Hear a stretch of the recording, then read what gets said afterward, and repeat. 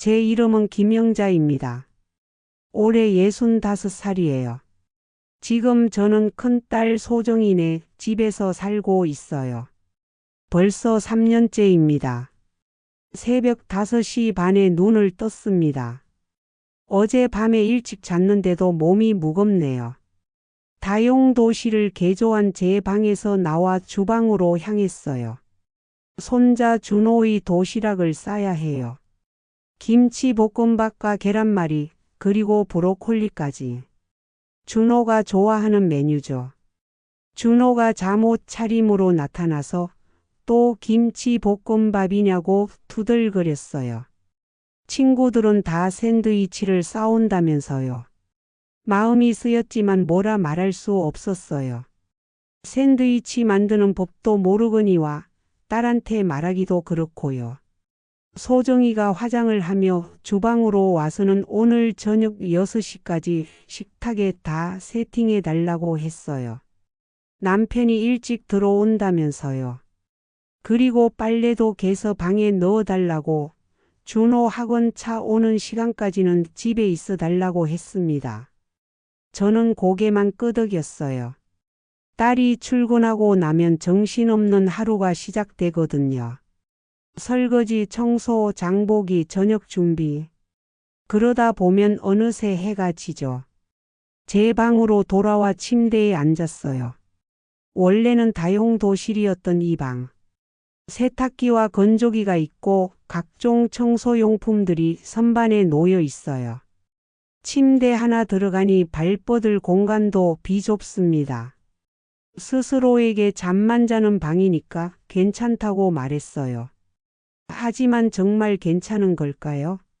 시골에서 살 때는 마당이 딸린 집에서 살았는데 그곳에서는 제가 집주인이었어요.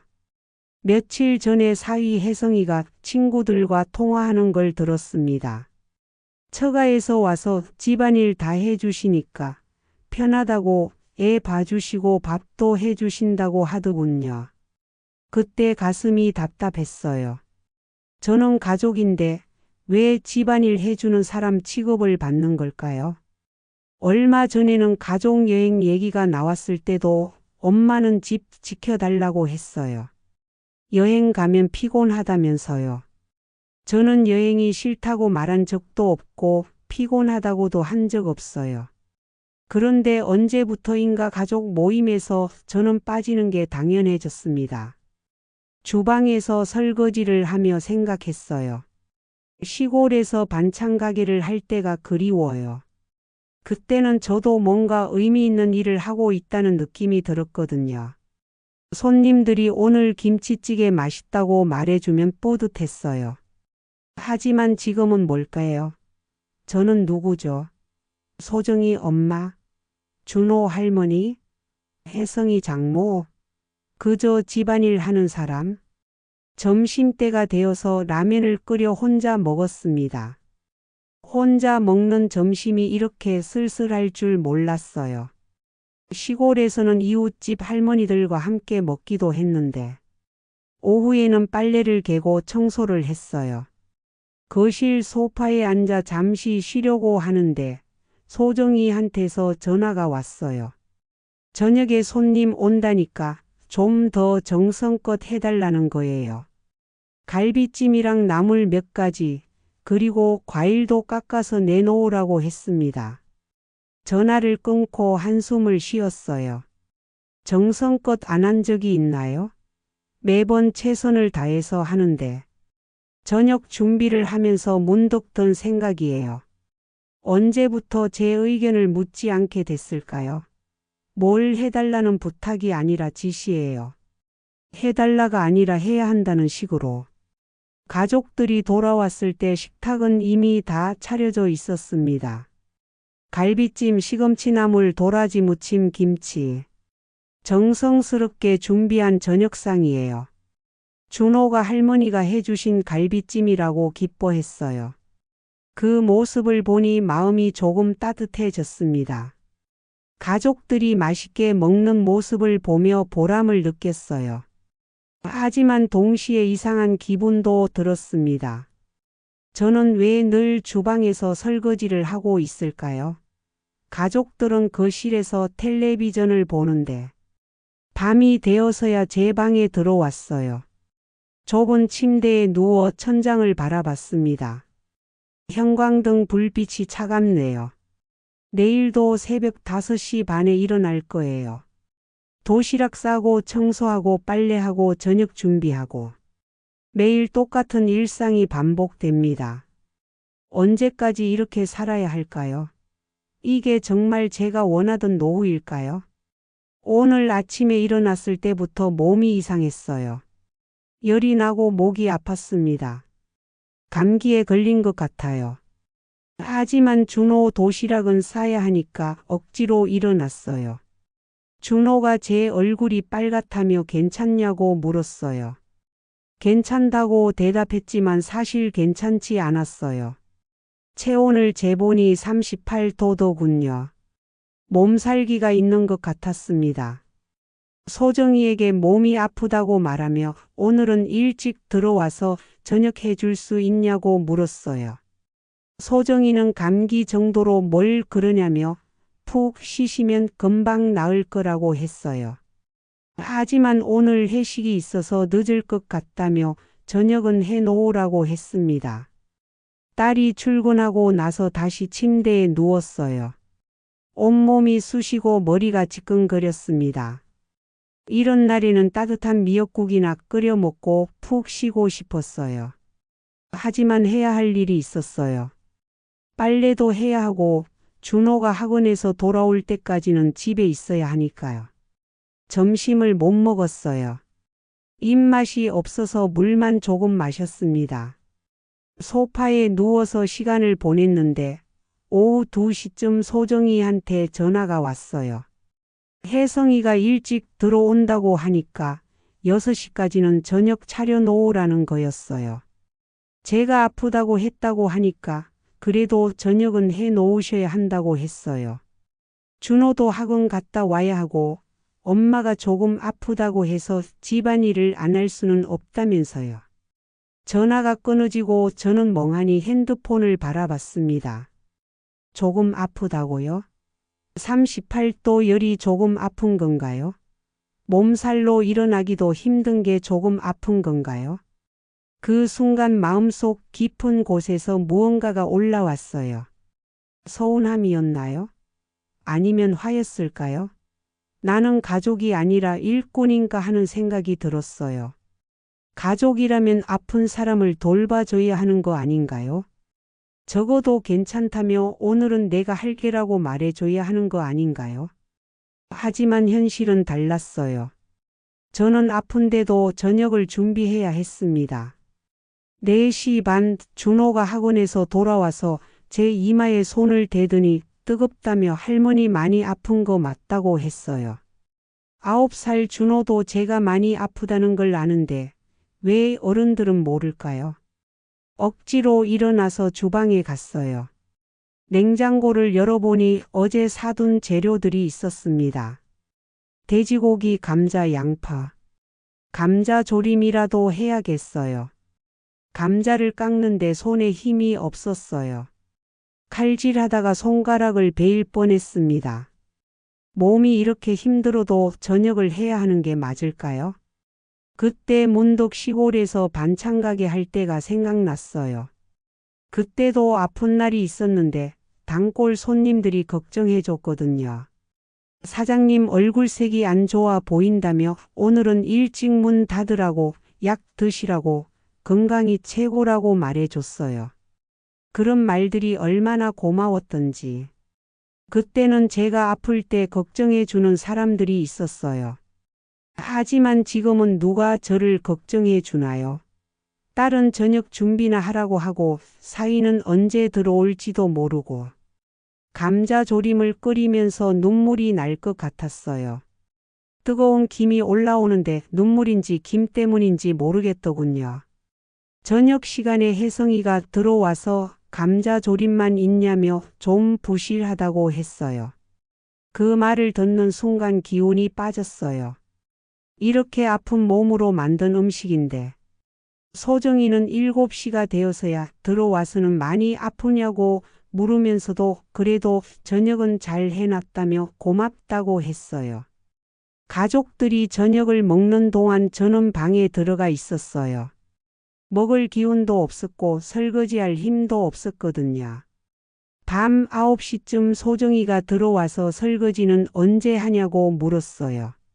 지금 몸이 너무 아프다고 하니까 그래도 설거지는 해야 한다며 내일 아침에 준호 도시락도 싸야 한다고 했어요. 결국 저는 일어나서 설거지를 했어요. 찬물에 손을 담그니 온몸이 떨렸습니다. 그날 밤 침대에 누워서 생각했어요. 저는 정말 이 집의 가족일까요? 아니면 그냥 살림하는 사람일까요?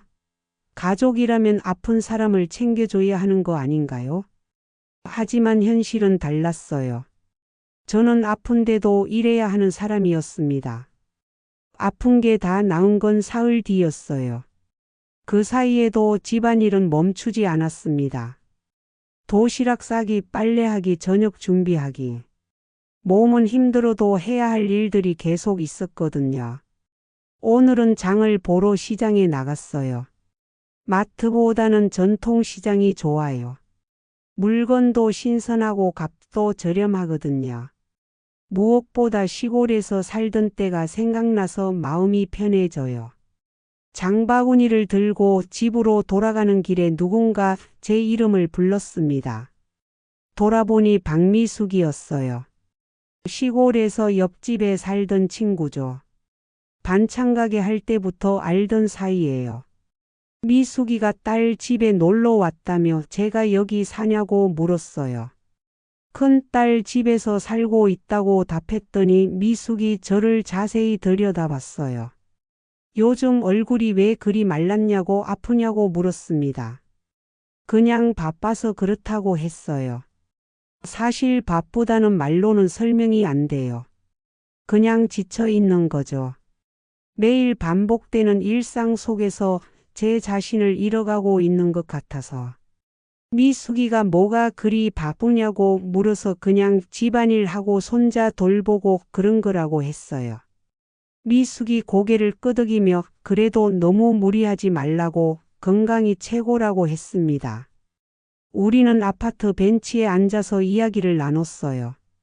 시골 소식, 반찬가게 자리에 뭐가 들어왔는지, 예전에 알던 사람들 근황 같은 것들.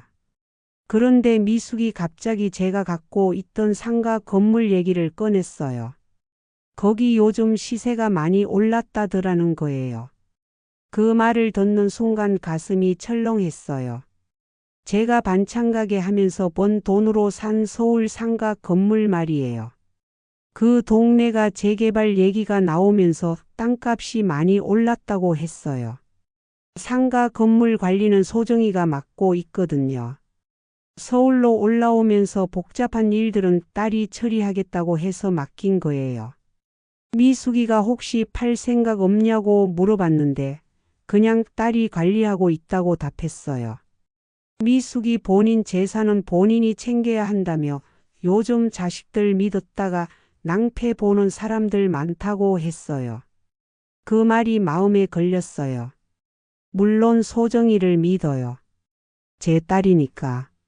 하지만 언제부터인가 상가 건물 얘기를 안 하더군요.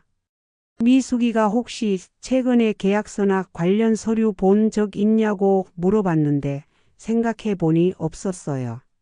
서울로 올라온 지 3년인데 상가 건물 관련해서 제가 직접 본 서류는 하나도 없었어요. 미숙과 헤어지고 집으로 돌아가는 길에 계속 그 생각이 났어요. 새벽 4시에 일어나서 밑반찬 만들고 오후까지 가게를 지켰어요. 그렇게 번 돈으로 서울에 작은 상가 건물을 샀거든요. 나중에 아이들한테 물려줄 거라는 생각이었어요. 열심히 일해서 자식들에게 뭔가 남겨주고 싶었거든요. 하지만 서울로 올라오면서 복잡한 관리는 소정이가 맡겠다고 했어요. 임대료도 받고 세금도 내고 수리할 것 있으면 처리하고. 그때는 고마웠어요. 복잡한 일을 딸이 대신해 주니까. 하지만 지금 생각해 보니 이상해요. 3년 동안 상가 건물에서 나오는 임대료가 얼마인지도 모르겠어요.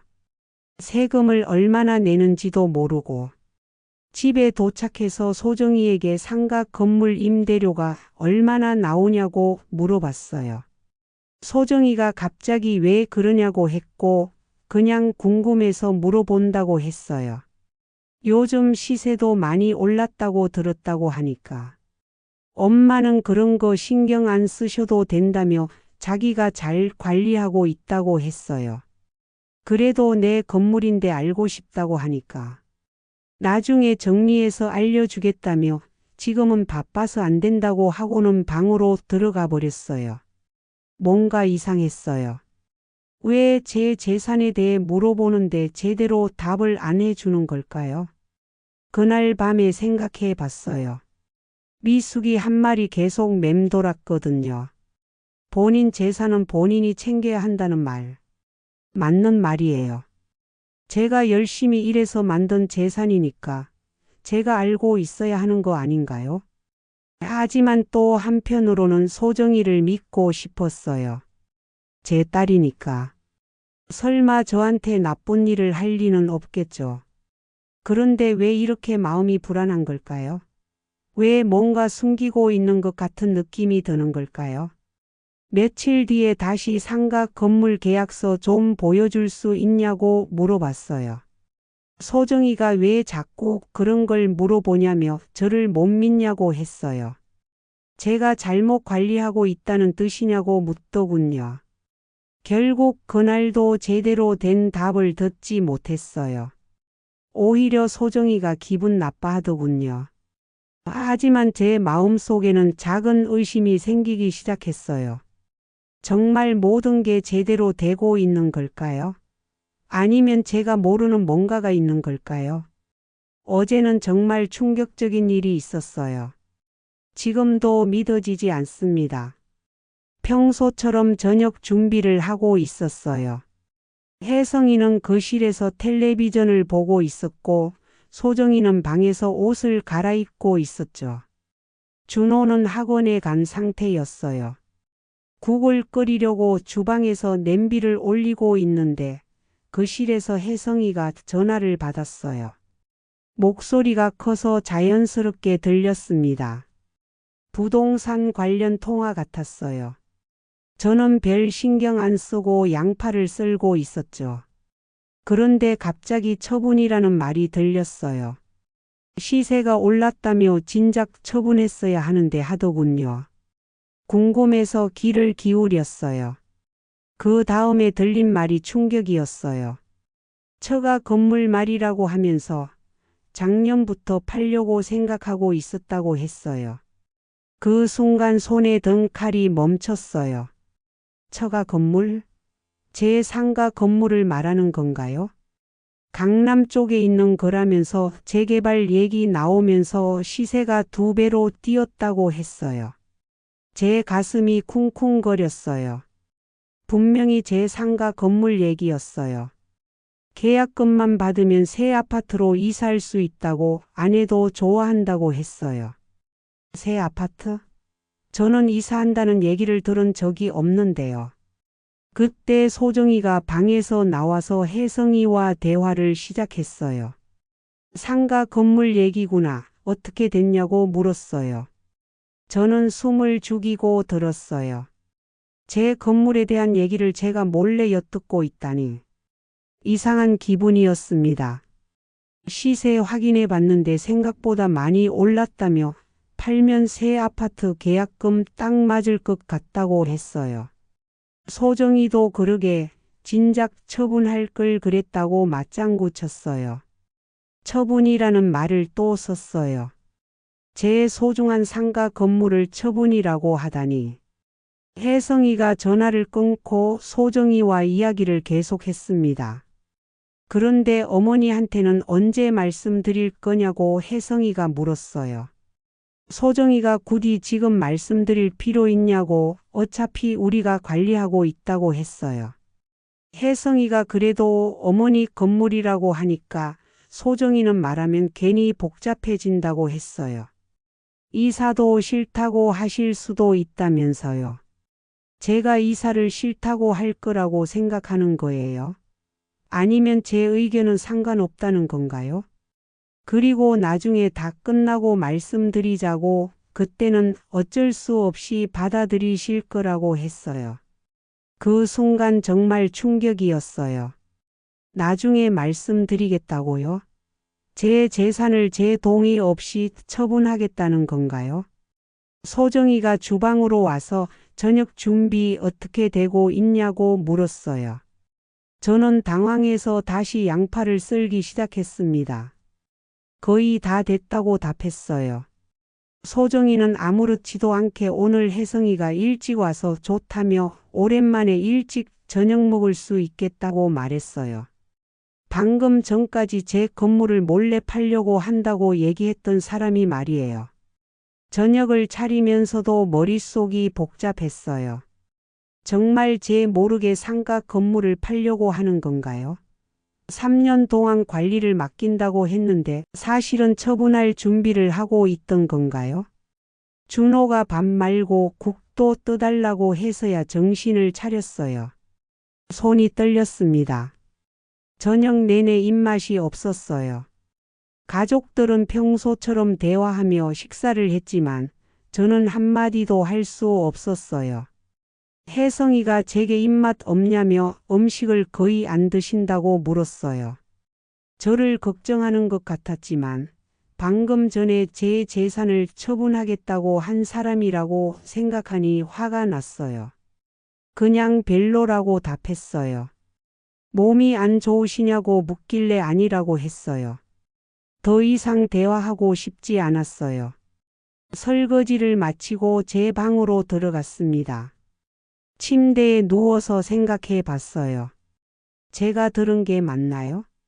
정말 소정이와 혜성이가 제 모르게 상가 건물을 팔려고 하는 건가요? 그렇다면 3년 동안 나온 임대료는 어떻게 된 건가요? 그 돈도 제가 한 번도 본 적 없어요. 소정이가 관리비랑 세금 내고 나면 별로 남는 게 없다고 말했거든요. 그래서 저는 별로 신경 안 썼어요.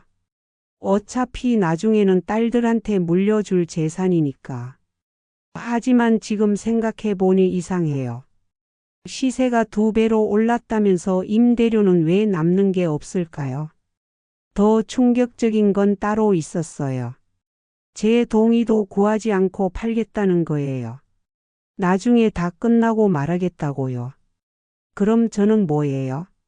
그냥 집안일만 하는 사람이에요? 제 재산에 대한 결정권도 없는 건가요? 그날 밤 잠이 안 왔어요. 계속 생각이 났거든요. 제가 반찬 가게 하면서 얼마나 힘들게 돈을 모았는데 하루 종일 서서 일하고 새벽에 일어나서 밑반찬 만들고 그렇게 어렵게 번 돈으로 산 건물인데 제가 모르는 사이에 팔린다니. 더 화가 난 건 제 의견을 묻지도 않는다는 거예요. 마치 제가 의사결정 능력이 없는 사람 취급하는 것 같아서. 새벽 3시가 되어서도 잠이 안 왔어요. 마음이 너무 복잡했거든요. 아침에 일어나서 도시락을 쌀 때도 기분이 안 좋았어요. 소정이가 평소처럼 나와서 안녕히 계시라고 인사했습니다. 저는 대답하지 않았어요. 아직도 어제 들은 대화가 믿어지지 않았거든요. 소정이가 왜 그러냐며 기분 안 좋으냐고 물었어요. 아니라고 답했더니 뭐가 문제냐고 물었어요. 말하고 싶었어요. 어제 들은 대화에 대해서. 제 상가 건물을 몰래 팔려고 한다는 것에 대해서. 하지만 말할 수 없었어요. 제가 엿들었다는 걸 인정해야 하니까. 그냥 피곤해서 그렇다고 했어요. 소정이가 요즘 너무 무리하시냐며 좀 쉬라고 했어요. 쉬라고요?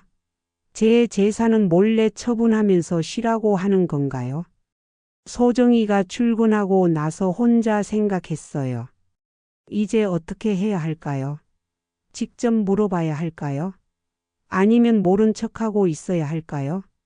하지만 분명한 건 하나였어요. 저는 더 이상 아무것도 모르는 사람으로 살 수 없다는 것. 제 재산에 대해 제가 알고 결정할 권리가 있다는 것. 그날 오후에 결심했어요. 더 이상 참을 수 없겠더군요. 오늘은 준호 생일이에요. 9살이 되었습니다. 아침부터 잔치 준비로 바빴어요. 소정이가 출근하기 전에 오늘 손님들 많이 온다며 음식 준비 많이 해달라고 했어요. 혜성이 회사 동료들과 친척들이 온다고 했습니다. 갈비찜이랑 잡채, 그리고 나물 몇 가지를 준비해 달라고 했어요. 과일도 많이 준비하라고 했습니다. 케이크는 주문해 뒀다며 오후에 받으러 간다고 했어요. 준호가 좋아하는 갈비찜을 만들기로 했어요. 새벽부터 갈비를 손질하고 양념에 재웠습니다. 잡채용 야채도 썰고 나물도 무쳤어요. 준비하는 동안 준호가 계속 따라다니며 오늘 내 생일이라고 신나게 말했어요.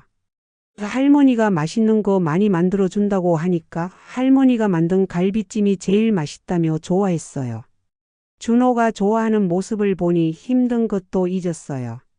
손자의 생일이니까 특별하게 해주고 싶었거든요. 오후 2시부터 손님들이 오기 시작했어요. 혜성이 회사 동료들, 소정이 친구들, 그리고 친척들까지 10명이 넘었습니다. 손님들이 어머니 수고 많으셨다고 할머니가 직접 만드셨냐며 정말 맛있겠다고 인사했어요. 저는 미소로 답했습니다.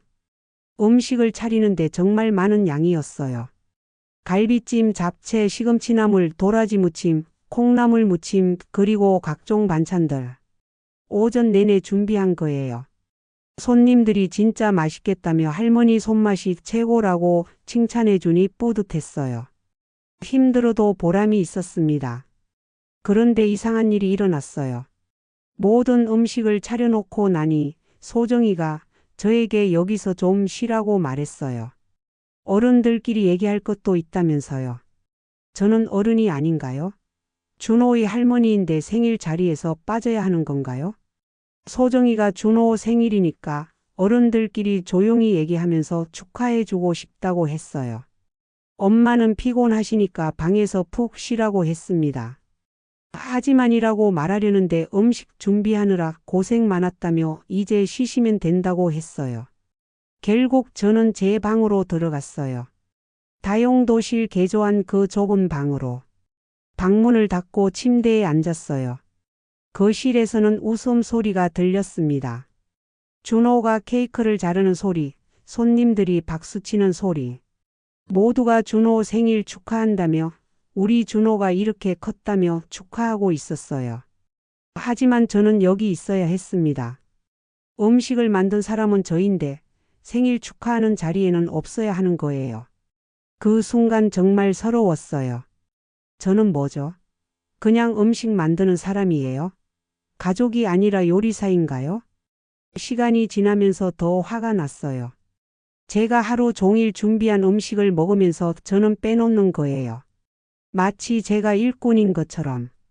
8시쯤 되니 손님들이 하나둘 돌아가기 시작했어요. 작별 인사하는 소리가 들렸습니다. 정말 맛있었다며 어머니께 감사하다고 전해달라고 했어요. 감사하다고 전해달라고요? 왜 직접 인사는 못하게 하는 건가요?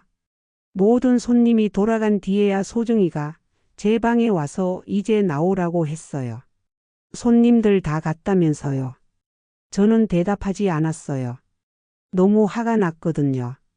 소정이가 왜 그러냐고 물어서 나는 왜 들어가 있어야 했냐고 물었어요. 어른들끼리 얘기할 게 있어서라고 했어요. 나도 어른이고 준호 할머니라고 했더니 그렇지만이라며 말을 멈췄어요. 그리고는 한숨을 쉬었습니다. 소정이가 엄마는 요즘 예민해져서 손님들 앞에서 뭔가 말실수할까봐 걱정됐다고 했어요. 말실수요? 제가 언제 말실수를 했나요? 내가 언제 말실수했냐고 물으니까 요즘 자꾸 상가 건물 얘기하시지 않냐며 그런 얘기. 손님들 앞에서 하시면 곤란하다고 했어요. 아, 그래서였구나. 제가 상가 건물에 대해 물어봐서 귀찮으니까 아예 빼버린 거예요. 그럼 나는 가족이 아니라는 거냐고 물었어요. 소정이가 왜 그런 말씀을 하시냐고 했어요. 가족이라면 손자 생일에 함께 축하해야 하는 거 아니냐고 했더니 엄마도 축하한 거라며 음식도 만들어 주셨다고 했어요. 음식 만드는 게 축하예요? 그럼 저는 정말 요리사인 거네요. 그날 밤 잠이 안 왔어요. 계속 생각이 났거든요. 오늘 일이 너무 충격적이었어요.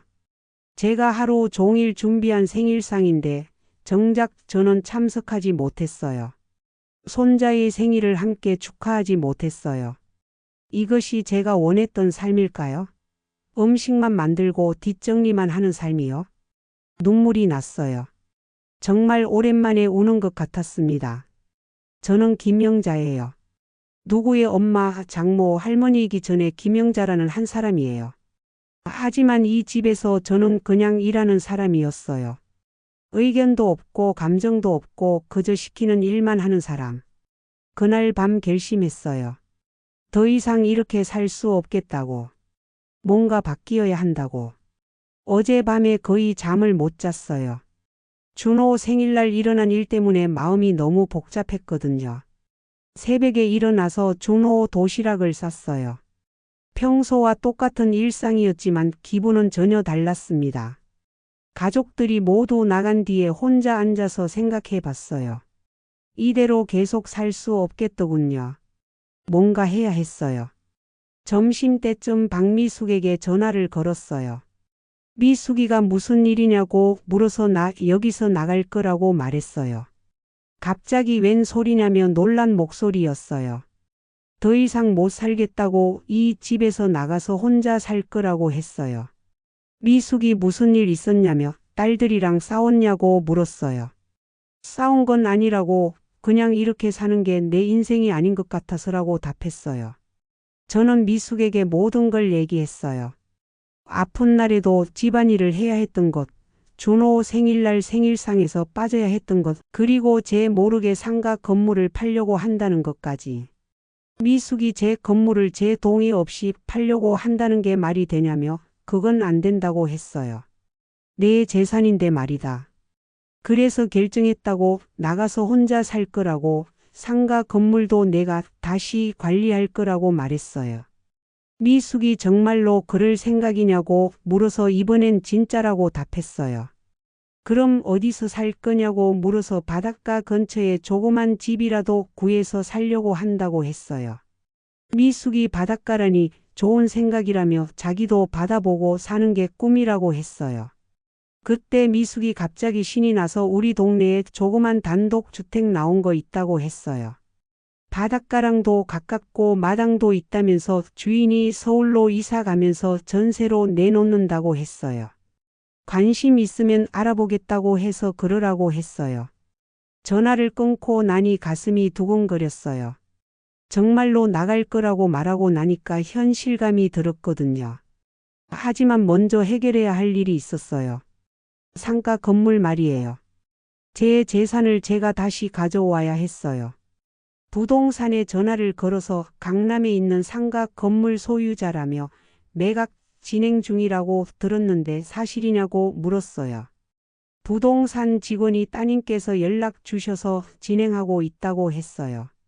제 동의 없이 진행되고 있는 거냐고 물었더니 딸분이 대리로 처리하신다고 하셔서 그렇게 했다며 혹시 문제가 있냐고 물었어요. 문제가 있다고 제 동의 없이는 매각할 수 없다고 했어요. 그러자 당장 진행을 중단하겠다며 소유주 동의 없이는 진행할 수 없다고 했어요. 다행히 아직 계약은 안 된 상태였어요. 하지만 화가 났어요. 정말로 제 모르게 팔려고 했던 거예요. 부동산에서 매각을 진행하라고 했어요. 하지만 이번에는 제 이름으로만 모든 걸 처리하기로 했습니다. 혹시 전세로 들어갈 만한 집도 찾고 있다고 하니까. 어떤 지역을 원하냐고 물어서 바닷가 근처로 조용한 곳이라고 했어요. 저녁에 미숙에게서 연락이 와서 집 봤다며 정말 괜찮다고 했어요. 바다도 보이고 마당에 텃밭도 만들 수 있다면서 주인도 좋은 사람이라고 했어요. 내일 같이 보러 가자고 해서 그러겠다고 했어요. 그날 밤에 짐을 정리하기 시작했어요. 많지 않았어요. 옷가지 몇 벌과 개인적인 물건들. 이 집에서 3년을 살았지만 제 물건이라고 할 만한 게 별로 없었거든요. 짐을 정리하면서 생각해 봤어요. 정말 잘하는 일인지, 딸들이 뭐라고 할지. 하지만 후회는 없었어요. 이제 제 인생을 살고 싶었거든요. 누구를 위해서가 아니라 저를 위해서 살고 싶었어요. 다음 날 미숙과 함께 집을 보러 갔어요. 정말 좋았어요. 바다가 보이는 작은 단독주택이었거든요. 마당도 있고 텃밭도 만들 수 있을 것 같았어요. 어떠냐고 물어서 정말 좋다며 여기서 살고 싶다고 했어요. 그럼 계약하냐고 해서 그러겠다고 했어요. 계약을 마치고 돌아오는 길에 미숙이 정말 용기 있다며 자기도 본받겠다고 했어요. 저도 무섭지만 더 이상 참을 수 없었다고 했어요. 미숙이 잘한 거라며 이제부터는 내 이름으로 살라고 했어요. 그 말을 듣는 순간 눈물이 났어요. 제 이름으로 산다는 것. 정말 오랜만에 듣는 말이었어요. 집에 돌아와서 소정이에게 말할 준비를 했어요. 쉽지 않을 거라는 걸 알고 있었지만 해야 할 일이었어요. 오늘이 바로 그날입니다. 더 이상 미룰 수 없어요. 오늘은 정말 중요한 날이에요. 가족들에게 제 결정을 말해야 하는 날이거든요. 소정이와 혜성이가 1박 2일 여행을 다녀오는 날이었어요. 준호는 친구 집에서 자고 올 예정이었고요. 저는 혼자 집에 있으면서 마지막 준비를 했습니다. 짐은 이미 다 쌌어요. 큰 가방 2개가 전부였습니다. 3년 동안 이 집에서 살았는데 가져갈 것이 이것뿐이라니. 좀 씁쓸했어요. 상가 건물 매각도 어제 최종 계약을 마쳤어요. 생각보다 많은 돈이 나왔습니다. 이 돈이면 새 집에서 편안하게 살 수 있을 거예요. 저녁 6시쯤 가족들이 돌아왔어요. 소정이가 밝은 목소리로 다녀왔다고 인사했어요. 여행이 즐거웠나 보네요. 혜성이도 집에서 잘 지내셨냐고 인사했고 선물도 사왔다며 나중에 드리겠다고 했어요. 선물이라. 진심으로 고마웠어요. 하지만 이제 마지막이겠네요. 준호도 친구 집에서 돌아와서 나 왔다고 신나게 말했어요. 잘 놀았냐고 물으니까 응 하고 대답하면서 오늘 저녁 뭐 먹냐고 물었어요. 오늘은 특별한 얘기가 있어서 다 같이 앉자고 말했어요. 가족들이 거실에 모였어요. 저는 제 가방들을 거실로 가져와서 옆에 놓았습니다. 소정이가 가방을 보고 이게 뭐냐고 물었어요. 짐이라고 답했더니 어디 가시냐고 물었어요. 이사 가려고 한다고 말했어요. 순간 거실이 조용해졌습니다. 모두가 저를 바라봤습니다. 소정이가 갑자기 웬 소리냐고 물었어요. 갑작스러운 건 아니라고 계획이 있었다고 답했어요. 혜성이가 당황한 목소리로 어디로 가시려고 하냐고 물었어요. 바닷가 근처로 조그만 집 구했다고 했어요. 소정이가 왜 갑자기 그런 결정을 하냐며 목소리에 당황이 섞여 있었어요. 갑작스럽다고 생각할 수도 있겠지만 나는 오래 생각했다고, 내 인생에 대한 생각을 했다고 말했어요. 그때 중요한 말을 해야 할 때가 왔어요. 그리고 상가 건물도 팔았다고 말했어요. 소정이가 벌떡 일어나면서 뭐라고 하냐며 상가 건물을 팔았다고 하냐고 물었어요. 응, 어제 계약 끝났다고 답했어요. 왜 저한테 상의도 안 하고 그랬냐고 하길래 내 건물인데 왜 너한테 상의해야 하냐고 반문했어요. 소정이와 혜성이가 서로를 바라봤어요. 뭔가 말하고 싶어 하는 것 같았지만 입을 열지 못했어요. 혜성이가 그럼 저희는 어떻게 하냐고 물었어요. 그 질문을 기다렸습니다. 너희는 어떻게 하냐고 반복해서 물었더니 새 아파트로 이사할 계획이 있었다며 어머니 건물을 팔아서 계약금을 쓸 예정이었다고 했어요. 아, 그 계획 말이지 하면서 사실 나도 알고 있었다고 말했어요. 뭐라고 하냐는 소정이에게 너희가 내 몰래 상가 건물 팔려고 한다는 거라고 답했어요. 그 순간 소정이의 얼굴이 하얗게 됐어요. 그게 뭐냐며 당황하길래 우연히 들었다고 했어요. 나중에 다 끝나고 말씀드리겠다고 하더라고 말했어요. 소정이가 그건 어머니를 놀라게 하고 싶지 않아서라고 했어요. 놀라게 하고 싶지 않아서 내 재산을 내 동의 없이 처분하는 거냐고 물었어요. 소정이가 말을 못했어요. 할 말이 없었나 보네요. 저희가 잘못했다며 하지만 지금 팔면 안 된다고, 저희 계획이 다 틀어진다고 했어요. 너희 계획이라며 저는 웃었어요. 씁쓸한 웃음이었지만 그 계획에 나는 없었지 않냐고 물었어요. 무슨 말씀이시냐고 하길래 새 아파트로 이사하는 계획에 내 방은 있었냐고 물었어요. 소정이가 대답하지 못했어요. 없었겠죠. 다용도실 개조한 방에서 계속 살라고 했을 테니까. 엄마는 그냥 집안일만 하는 사람이니까 어디 살든 상관없다고 생각했겠지 하고 말했어요. 그런 게 아니라고 소정이가 소리쳤어요. 그럼 뭐냐고 물었더니 3년 동안 나한테 어떻게 했는데 하며 목소리가 높아졌어요. 참았던 감정이 터져 나왔거든요. 아플 때도 집안일 시키고 준호 생일날도 생일상에서 빼고 가족여행 갈 때도 집 지키라고 하고 나는 가족이 아니라 일꾼이었다고 말했어요. 그렇지 않냐고 물었어요. 소정이가 울기 시작했어요. 정말 미안하다며 저희가 잘못 생각했다고 했어요. 이제 와서 미안하다고 하냐고 물었어요. 혜성이가 끼어들어서 그래도 돈은 어떻게 하냐며 저희가 새 집 계약금으로 쓸 돈인데 하고 말했어요. 그 말을 듣는 순간 정말 화가 났어요. 돈이라고 반복했어요. 내 돈인데 내가 어떻게 쓰든 내 마음 아니냐고 했어요. 혜성이가 하지만 가족인데 하길래 가족이라며 다시 웃었어요. 가족이라면 아픈 사람 챙겨주고 생일에 함께 축하해주고 중요한 결정할 때 의견 물어보는 거 아니냐고 했어요. 너희는 나한테 그런 걸 한 번이라도 해줬냐고 물었어요.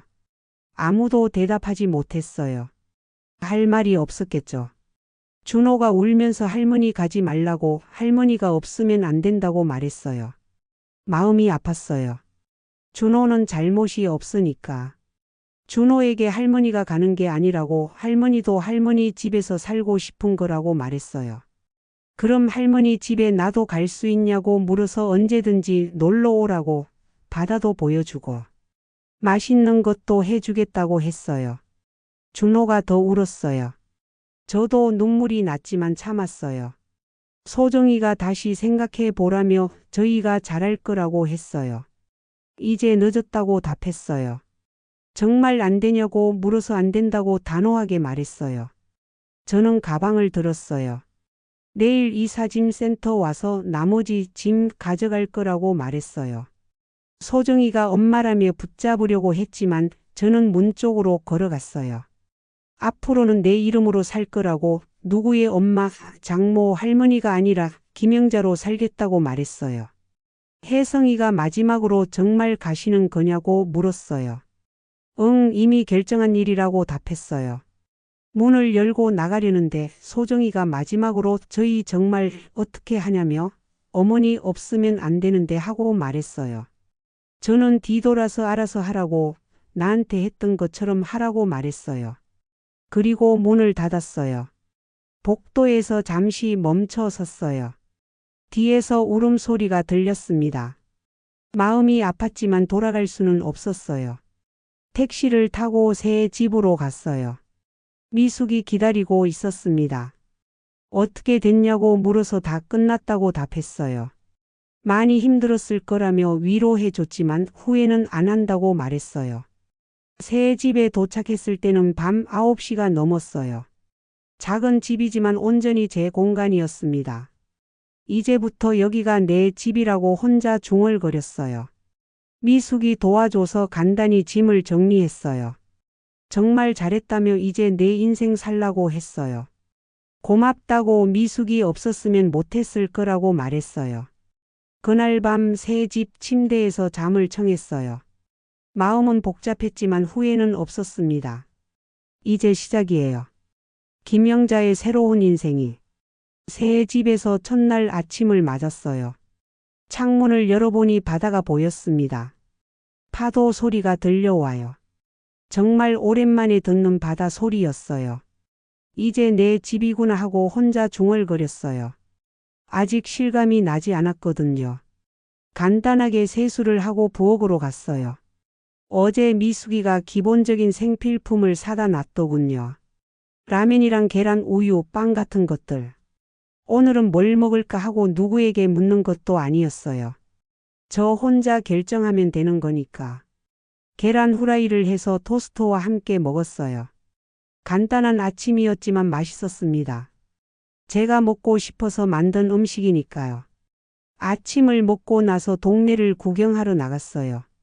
바닷가까지는 걸어서 10분 정도였어요. 작은 어촌 마을이라 조용했습니다. 시장도 있었어요. 작지만 필요한 건 다 살 수 있을 것 같았어요. 생선가게 아주머니가 처음 보는 얼굴이라며 말을 걸었어요. 어제 이사 왔다고 하니까 서울에서 오셨냐고 물었어요. 서울에서 왔다고 하니까 그럼 여기 조용하시겠다고 했어요. 조용한 게 좋다고 답했어요. 아주머니와 이런저런 이야기를 나눴어요. 이 동네에 대한 이야기, 맛있는 식당 추천, 병원이나 은행 위치 같은 것들. 혼자 사시냐고 물어서 혼자 살려고 한다고 답했더니 용기 있으시다며 요즘 나이 드신 분들 혼자 사는 게 쉽지 않은데 하고 말했어요. 용기요? 저는 그냥 제 인생을 살고 싶었을 뿐인데. 생선을 좀 사서 집으로 돌아왔어요. 점심은 생선구이를 해먹기로 했습니다. 요리를 하면서 생각해 봤어요. 예전에는 가족들 입맛에 맞춰서 요리했는데 이제는 제가 먹고 싶은 걸 만들면 되는군요. 생선구이와 된장찌개 그리고 김치. 간단하지만 제 입맛에 딱 맞았어요. 오후에는 마당을 둘러봤어요. 그리 크지는 않지만 텃밭 정도는 만들 수 있을 것 같았어요. 상추랑 고추, 토마토 정도는 키울 수 있겠다고 혼자 말했어요. 시골에서 살 때 텃밭 가꾸는 게 좋았거든요. 직접 키운 채소로 요리하면 더 맛있었어요. 저녁 무렵에 미숙이 찾아와서 어떻게 지내냐며 첫날 어떠냐고 물었어요. 좋다고, 정말 좋다고 답했어요. 다행이라며 후회 안 하냐고 물어서 전혀 안 한다고 말했어요. 미숙과 함께 바닷가를 걸었어요. 해가 지고 있었습니다. 정말 아름다운 풍경이었어요. 미숙이 저보고 부럽다고 했어요. 왜냐고 물으니까 용기 있게 결정하고 실행한 거라며 자기도 배우겠다고 했어요. 미숙이도 할 수 있다고 말했더니 자기는 아직 용기가 안 난다고 했어요. 우리는 파도 소리를 들으며 걸었어요. 마음이 평온했습니다.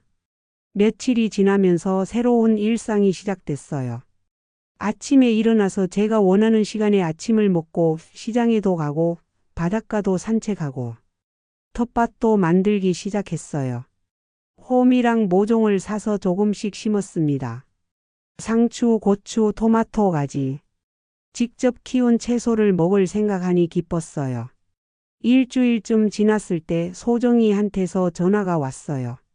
잘 지내시냐고 물어서 잘 지내고 있다고 답했어요.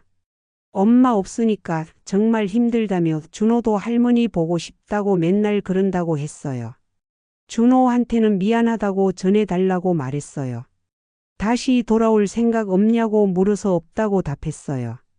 정말이냐고 하길래 나는 여기서 잘 살고 있다고 했어요. 하지만이라고 말하려는 소정이에게 너희도 이제 알아서 해보라고 할 수 있을 거라고 말했어요. 전화를 끊고 나니 마음이 복잡했어요. 가족이 그립긴 하지만 돌아갈 생각은 없었어요. 한 달쯤 지났을 때 준호가 놀러 왔어요. 소정이가 데려다 줬어요. 준호가 달려와서 안기며 엄청 보고 싶었다고 말했어요. 할머니도 준호 많이 보고 싶었다고 답했어요. 준호에게 새 집을 구경시켜 줬어요. 바다도 보여주고 텃밭에서 자라는 채소들도 보여줬어요. 준호가 여기 정말 좋다며 자기도 여기서 살겠다고 했어요. 그럼 자주 놀러 오라고 말했어요. 소정이는 어색해했어요. 제대로 대화도 못하고 준호만 맡기고 갔어요. 준호와 함께 바닷가를 걸으며 조개 껍데기도 주었어요. 저녁에는 제가 직접 키운 상추로 쌈밥을 해 먹었습니다. 준호가 이 상추 진짜 맛있다며 할머니가 직접 키운 거냐고 물어서 그렇다고 답했더니 대박이라고 좋아했어요. 밤에 준호와 함께 누워서 이야기했어요. 엄마 아빠가 할머니 없어서 많이 힘들어한다고 했어요. 그러냐고 물으니까 엄마가 맨날 할머니 계실 때는 몰랐는데 이렇게 힘든 줄 몰랐다고 그런다는 거예요. 그렇구나 하고 답했더니 준호가 할머니 다시 우리 집에 안 오냐고 물었어요. 할머니는 여기가 좋다고 말했더니 왜냐고 물었어요. 할머니도 할머니 집이 있어야 하지 않겠냐고 하니까 준호가 고개를 끄덕이며 할머니가 행복하면 된다고 말했어요. 그 말을 들으니 눈물이 날 뻔했어요. 9살 아이가 저를 이해해 주다니. 다음 날 준호를 보내며 생각했어요. 가족을 사랑하지만 저도 제 인생이 있다는 것. 그리고 그것이 잘못된 게 아니라는 것. 지금은 3달이 지났어요. 완전히 새로운 생활에 적응했습니다. 아침에 일어나면 바다를 보며 커피를 마셔요. 제가 좋아하는 클래식 음악을 들으면서요. 예전에는 이런 여유가 없었거든요. 텃밭에서 자란 채소들로 요리를 해요. 정말 맛있어요. 이웃 할머니들과도 친해졌어요. 가끔 같이 수다도 떨고 운동도 해요. 오늘 아침에도 바닷가를 산책했어요. 미숙과 함께요. 정말 많이 밝아졌다고 미숙이 말했어요. 그러냐고 물으니까 예전에는 항상 뭔가 걱정스러운 표정이었는데 지금은 편안해 보인다고 했어요. 나도 그런 것 같다고 답했더니 잘했다며 정말 잘했다고 했어요. 바다를 보며 생각했어요. 65살에 새로운 시작을 한다는 게 쉽지 않았어요. 하지만 후회는 없어요. 저는 이제 김영자예요. 누구의 엄마, 장모, 할머니이기도 하지만 그 이전에 김영자라는 한 사람이에요. 제가 좋아하는 음식을 먹고 제가 원하는 시간에 잠들고 제가 하고 싶은 일을 해요. 이런 게 진짜 제 인생인 것 같아요. 가족들이 그립긴 해요. 특히 준호가 많이 그리워요. 하지만 이제는 서로 독립적인 관계로 만나는 게 더 건강한 것 같아요. 며칠 전에 소정이가 다시 전화했어요. 정말 많이 후회한다며 엄마한테 너무 못했다고 했어요. 이제 와서 후회해도 늦었다고 답했어요. 엄마 없으니까 정말 힘들다며 엄마가 얼마나 많은 일을 하셨는지 이제야 알았다고 했어요. 그럼 이제 알겠다고 말했어요. 다시 돌아와 달라고 했지만 안 된다고 나는 이제 내 인생을 살 거라고 했어요. 하지만이라고 말하는 소정이에게 너도 이제 어른이니까 알아서 해보라고 할 수 있을 거라고 말하고 전화를 끊었어요. 전화를 끊고 바다를 바라봤어요. 파도가 밀려왔다 밀려가기를 반복하고 있었어요. 이제부터는 김영자로 살자고 혼자 중얼거렸어요. 바람이 머리카락을 흩날렸지만 기분이 좋았어요. 65살 늦은 나이지만 저는 이제야 진짜 제 인생을 찾았어요. 앞으로 얼마나 더 살지는 모르겠지만 남은 시간만큼은 온전히 제 이름으로 살 거예요. 김영자로 말이에요.